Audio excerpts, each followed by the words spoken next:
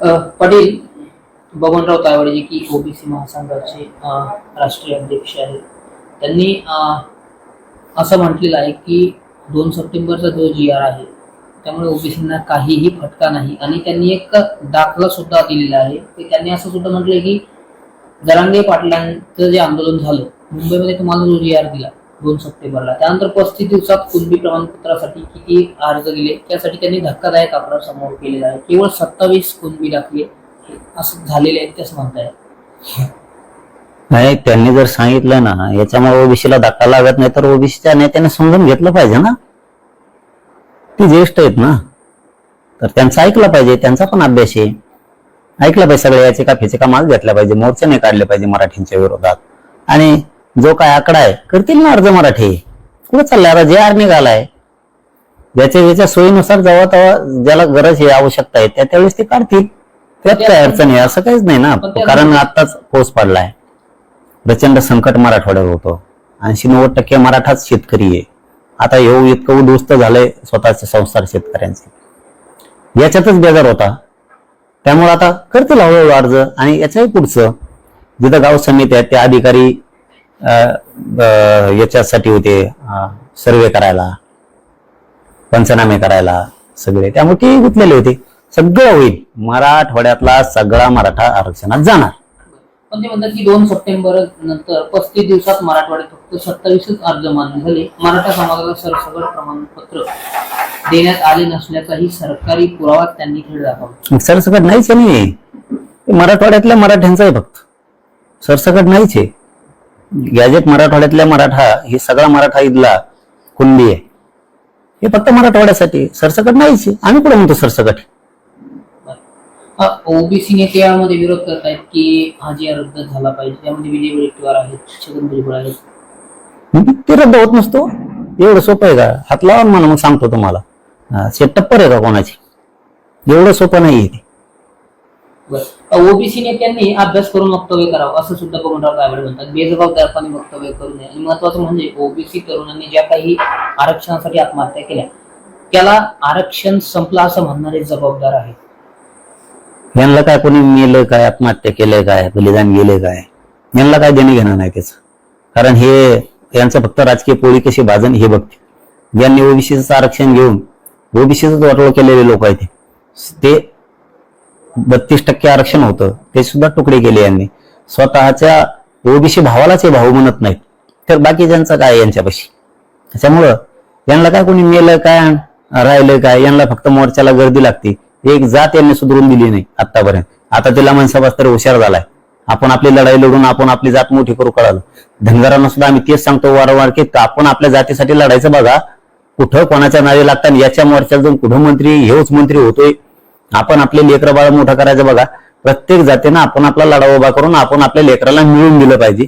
अशा ओबीसीच्या नावाखाली 374-75 जाती आहेत, वरच्या 4च जाती आरक्षण खात्यात. 370 जातीला काहीच मिळालं नाही आतापर्यंत, काहीच मिळालं नाही.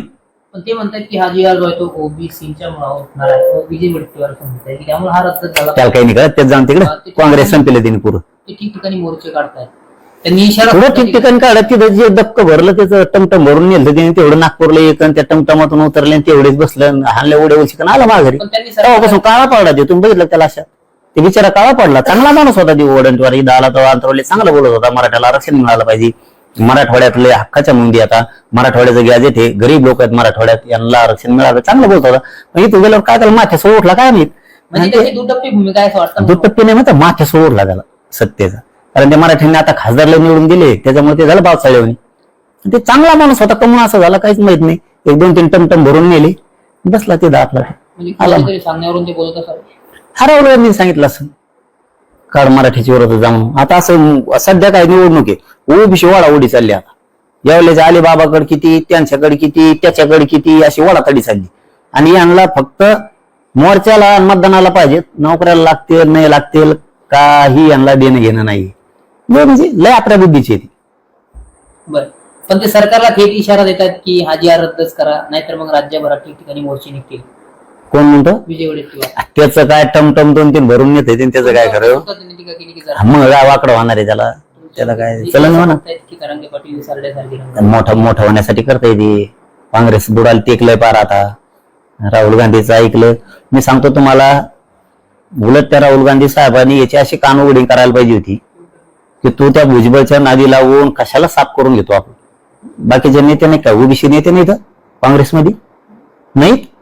मग काँग्रेसला त्याचे परिणाम काँग्रेसमध्ये भोगावे बाकीचे लागतील. पण मोठमोठे नेते आहेत. येणाऱ्या काळात काँग्रेसला त्याचे परिणाम भोगावे लागतील. त्याला तर भोगावं लागते, त्याला तर 100% भोगावं लागते. बाकीचे आमच्या विरोधात बोललेच नाही काँग्रेसचे. जो बोलला त्याचाच कार्यक्रम लावायला लागतो. आता गावासरची किडे नको रगडायचे. नाही, मध्यंतरीच्या काळात तुम्ही- बाकीचे काँग्रेसवाले त्यांचं म्हणणं आहे ना, गरीब मराठ्याला मिळालं पाहिजे.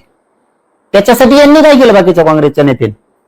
ते तर खंबीर आहेत ना आज बी, की त्यांना वाटतं मराठ्याला मिळालं पाहिजे आरक्षण, गोरगरीब मराठ्याला. त्याला एकट्या नासक्या कांद्याला नाही वाटतं. आता त्याच्यासाठी काय करून बसता कुठं? ते काळं पडलं तेव्हापासून. एक टमटम भरून नेलं तिने तिथं, आणि त्या टमटमातून उतरले, बोललं गेलं, त्यातले अर्धे उठून गेले, जणू गेलं माघारी. पण हा जी आर रद्द व्हावा हॅट. किंवा करावा ही प्रमुख मागणी. यात काय टप्पर आहे कोणाची? कोण रद्द करतं बघतो ना मी. एवढं सोपं आहे का ते? आणि मी खमके आहे ना इथं, मी खंबीर आहे ना. आता मराठ्याला टेन्शन नव्ह. 4 दिवस लेट, काही दिवस लेट, पण मराठवाड्यातला मराठा ठोत नाही आणि पश्चिम महाराष्ट्रातला एकही मराठा आरक्षणाचा ठोत नाही. ते बीजीआर लागू करून घेणार आहे. आता हे काय करू शकतात? मला लय झालं तर बदनाम, याने होत नाही, फुटत नाही म्हणून. म्हणजे पहिल्यासारखं नाही का आपलं 1.5 वर्षापासून चालू आहे. एखादा व्हिडिओ करा तयार, याचा काहीतरी याचे रेकॉर्डिंग करा तयार, टाकून द्या, बदनाम करा. हे फक्त बदनाम करू शकतात. शरण नाही आलं ना एखादा खमक्या, तर मग हे असे बदनाम करतात, डाग लावायचं काम करतात. मी भेट नाही. मी ती व्हिडिओ टाका, तुम्ही 50 टाका, तुम्हाला जसले टाकायचे तसले टाका. हा, मी गरीब मराठ्यापासून बाजूला जात नाही, गरीब मायापासून बी जात नाही. आणि आम्हाला दोघाला एकमेकापासून बाजूला जाऊन चालणार नाही. दुसऱ्यावर विश्वास ठेवून मराठ्यावर आपल्याला जमणार नाही. कुणी काही व्हिडिओ टाकीन, कुणी काही रेकॉर्डिंग टाकीन, त्यांचं वाटोळं आपलं गरीब मराठ्याचं होईल. कारण मी प्रामाणिक करतो, मी मॅनेज होत नाही म्हणून मी त्यांना खपत नाही. त्यामुळे हे असले प्रयोग होणार आहेत. आता मी मनाला ठरवून घेतले, डाग लागायचे प्रयोग होणार आहेत. कारण ते 2 वर्षापासून त्यांचं चालू आहे. याला व्हिडिओ टाकून बदनाम करायचं, याला रेकॉर्डिंग टाकून बदनाम करायचं, याला मराठ्यापासून बाजू सरकायचं. हे सरकारला की मग आपलं राजकारण व्यवस्थित होतंय आणि मराठी मोठे होणार नाहीत. हे त्यांचं पण आहे आणि मी होऊ देत नाही. टाक, तुला काय कसले बनायचे तसे बनव, पण एक ध्यानात ठेव. तू म्हणशील ते फेक अकाउंट टाकीन कशाने टाकून. आता फेक अकाउंटचं सुद्धा लागते. गाठ आमच्या संघ विसरायचं नाही कधीच. हो, तो कोण टाकणारा, तुला जे टाकायचं टाक. तुला मदत करणारी जर नाही पातावा तो शोधून काढले ना, तर आम्ही मराठीचा अवलाद नाही आमची. तो फक्त करूच. ते काय करणार हे 2 दिवस आम्हाला कोण ऐकायला यायला लागलं. पहिले देत होत तसं की कुठं व्हिडिओ बनवणार आहेत आणि काय करणार आहेत घाण मग तुम्हाला डाग लावणार आहेत, मग तुम्हाला ते वाईट वाटण, तुम्ही वाईट वाटून घेऊ नका काय असे आम्हाला येऊन सांगितलं की गरीब मराठीची मोठी लढाई सुरू आहे. आता कुठंतरी मराठीत लेकरा बाज कल्याण व्हायला लागलं. हे नालायक लोक असतात, राजकारणी नाशके असतात, हे काही व्हिडिओ बनवून टाकीत, काही रेकॉर्डिंग टाकीत, तर तुम्ही खचू नका. मराठ्यांना सुद्धा सांगतो की मी तर खंबीरच आहे, परंतु ज्यावेळेस असं संकट आणलं जातं ना, त्यावेळेस करोडो मराठ्यांनी एका बाजूने त्याचा कडाडून विरोधच केला पाहिजे, तरच समोरचा माणूस टिकतो आणि समाज पण टिकतो. हे असले जे नासके लोक येणारच आहेत आणि असले करणारच आहेत. मी काय भेट नाही, तू टाक काय टाकायचं ते, पण एक जणात ठेवी ते विसरू नको. तू कुठे पाताळा, तुला सुट्टी नाही. तू फेकून टाक, तुला कशावून टाकायचं त्याच्यावरून टाक. तू आणि तुला मदत करणारे कोण कोण जर पुढे नाही याकडे त्याकडे शोधली माळ, तर मग आम्हाला बी खानदान मराठीचे म्हणू नको. पाटील, उद्या नागपूर नंतर बीडला सुद्धा मोर्चा होणार. हे प्रत्येकाचा अधिकार आहे. लोकशाहीचा अधिकार जो तो काढतो. आम्ही अशी विरोधक करत नाही. विरोधक करत नाहीत. आपण मराठा समन्वयकांनी बांधवांकडून छगन भुजबळ यांना विरोध होतो. बघा, ते त्यांचं वैयक्तिक माहित असं. मराठा समाज असं कधीच करत नाही. मराठा समाज असं कधी कोणाला विरोध करत नाही, कारण आमच्यावरती संस्कारच नाहीत मराठा समाजावरती की कोणाच्या लेकराला विरोध कर. यांच्यावरती संस्कार आहेत. यावेळेस अलिबाबावर नालायक संस्कार आहेत त्यांच्यावरती. लोकांच्या लेकराला मिळू नये म्हणून मोर्चे काढ. आम्ही विरोध करत नाही. आपला असा कचका असतो, विरोध करायचा ना, समोर करणार, मागून वार नाही करणार. मराठ्यांनी जर ठरवलं तुला पाय नाही ठेवून द्या, बिडातच का राज्यात नाही ठेवून देणार. बिडाचा काय विषय घेऊन बसला, तू राज्यात नाही ठेवून देणार. आता ते काय पोरांनी केलं असेल ते आता ते वैयक्तिक त्यांचा मुद्दा आहे. त्यांना किती सांगितलं तरी त्यांच्या ध्यानातही येत नाही. ते त्यांचं वैयक्तिक मत असू शकतं, त्यांनाही भावना आहेत, त्यांचाही वैयक्तिक त्यांना मत मांडण्याचा अधिकार आहे. त्याच्यामुळे ते त्यांचं वैयक्तिक मत आहे, त्यांचा वैयक्तिक अधिकार आहे, त्यांनी म्हणले असते. आम्ही असं विरोध नाही करत. लोकशाहीप्रमाणे ज्याला जे करायचं ते करा. गेल्या काही दिवसापासून हा जी रद्द करावा यासाठी ओबीसी नेते एकवटल्याचं चित्र पाहायला मिळते. काय सांगणार तुम्ही त्यांना? कोण एकवटलं? ओबीसी जे नेते आहेत काय ओबीसी ते ओबीसीचे नेते नाही, ते जातीचे आहेत तात्पुरते, थोडे थोडे थोडे थोडे लाभार्थी टोळीचे आहेत. हा. सगळ्या माळ्याला काही देणं घेणं नाही. हा. ही लाभार्थी माळ्याच्या टोळीचा आहे की एक हे टोळीवालाच, बाकीच्याला काही देणं घेणं नाही, धनगराला काही देणं घेणं नाही, कोणत्या ओबीसीला काही देणं घेणं नाही. आणि ओबीसीला कळाला आता यांनी तरी कोणतं मोठं होऊन दिलं कुणाला, तिथे जातीयवादी येतं ते काढणार आहे. बरं, नागपूरमध्ये मोर्चा निघाला त्यावेळेस तुम्ही असं म्हटलं होता की हा मोर्चा विजय वडेट्टीवारांचा नाही तर काँग्रेसचा आहे. मग हा बीडमध्ये निघणारा मोर्चा कोणाचा आहे, काय वाटतं तुम्हाला? सध्या तरी अजितदादा राष्ट्रवादी पुरस्कृत दिसतोय सध्या तरी. रात्रीतून बदल झाला तर आम्हाला नाही माहिती, पण सध्या तरी दिसतोय, कारण त्यांचेच लोक आहेत ते सगळे. पण याच्यावरती कंट्रोल फडणवीस साहेबाचा सुद्धा असायला पाहिजे असं वाटतं. कारण फडणवीस साहेब जर म्हणले ना तुम्ही सरकारमध्ये आहेत, तुम्ही असं कसं काय करता, जी आर सरकारने काढला, कारण जी आर फडणवीस साहेबांनी काढलाय. आणि फडणवीस साहेबांनी जी आर काढलेला असताना फडणवीस साहेबाच्या सरकारमधलेच मंत्री जर आमच्या विरोधात जातात, याचा अर्थ कळणार नाही आम्हाला. इतके दूध खेळे आम्ही नाही येत. तुम्हाला वाटत असेल मी फक्त चौथी पास हे आमकाय तमकाय, मी तुमचे सगळ्याचे पाठ पुरून इतकी ताकद माझ्यात आहे, तेवढी हिंमत ठेवून काम करतो मी. कारण तुमचे चालबाजी तेव्हाच लक्ष देते आमच्या.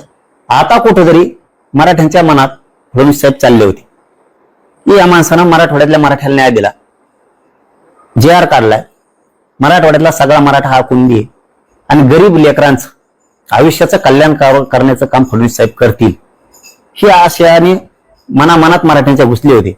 परंतु ते पुन्हा पुन्हा जर डाव करणार असले, आता डावच नाही तर काय, आता आम्ही 1-1.5 महिना झाला जाऊन आलो मुंबईत, गाड्या लावलेल्या, पोलीस आत्ता नोटीस आलेत, पण ताबडतोब का नाही दिल्या? मग ताबडतोब का नाही दिल्या? हा कोणाचा डाव आहे म्हणजे? अरे उघडच आहे ना, गृहमंत्री फडणवीस साहेब. जे आर तुम्ही काढता, गोरगरीब मराठ्याचा सन्मान जे आर काढून तुम्ही केला, गोरगरीब मराठी आज तुम्हाला मानायला लागले आता. आणि एका 1-1.5 महिन्यानंतर लोकांना गाड्याला नोटीस यायला लागल्या. म्हणजे ही कोणती दुटप्पी भूमिका? वार करायचा नाही असा. एखाद्याला जवळ घेतलं ना एकदा तर पुन्हा वार नाही करायचा. मराठ्यांनी मन बदलायला सुरुवात केली नाही की फडणवीस साहेब गरिबांचं लेकराचं कल्याण करायला लागले. पुन्हा पुन्हा वार करायची काय गरज आहे? म्हणजे फडणवीसांनी केलं असं? अरे फडणवीस साहेब जर म्हणले ना तर ते तर जाऊ देऊ, ते तर चिल्लर विषय आहे ते नोटिसाचा. ते काय फडणवीस साहेब सांगितलं 1 मिनिटात जिकडे तिकडे होऊन जाईल त्याचा विषय नाही. पण छगन भुजबळला जर त्यांनी सांगितलं ती टप्परच मी नाशिक सोडायची. फडणवीस साहेबांनी जे आर काढला ना त्या विरोधात ह्यो कस करायचं बरं येतोय? कसा येतो फडणवीस साहेब? हे कळतं लोकांना. मी म्हणतो आता मराठ्यांचे फडणवीस साहेब मी संधी देतोय. आणखीन आमचा तुमच्यावरचा विश्वास ढळलेला नाही, आणखीन ढळलेला नाही.